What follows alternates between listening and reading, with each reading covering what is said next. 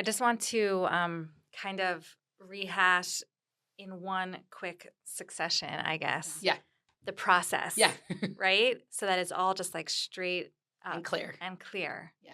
So I actually have a handout that I give to people, and it's so old-fashioned to have a handout, like who has handouts.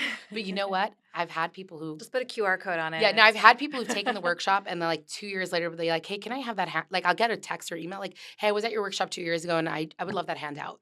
And I tell the people to check, and it literally maps it out that way. So what's the succession that you're No, so I want just to like what we just said and all of the process that happens. I just want to have it clear? for everybody right here. Start with the internal work. Who am I? And by the way, who am I comes with all parts of me.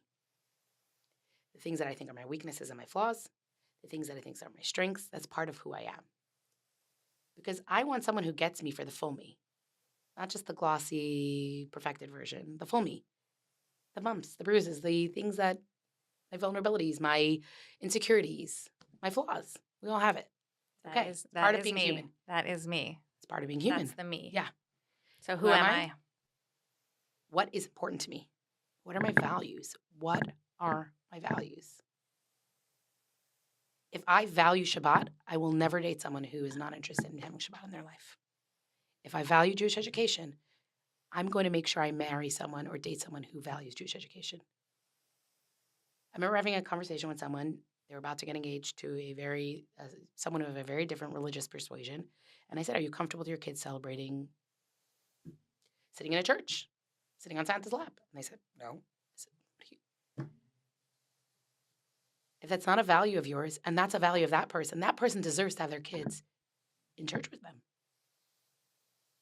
So what are my values? Okay? Honesty is really important to me.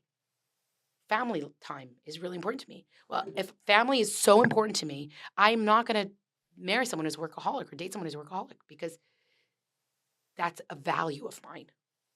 And then where am I headed? What vision do I have for the future? That's that internal work. And then when it comes to meeting that person, it's intentionality. I'm starting with intentionality. I'm communicating face-to-face. I'm not comparing to other people's relationships. It's a whole separate podcast on that one, right? I'm respecting the boundaries of our relationship. I'm being vulnerable. And I'm really checking in with myself about what my physical interactions are with this person. Throughout. I think so, yeah.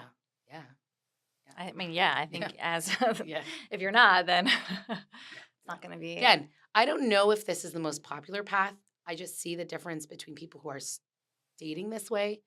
And I think that at the end of the day, it's complicated, but the relief and the contentment and the inner tranquility when you find that person through doing such deep work, you're off to a different start. There's a foundation.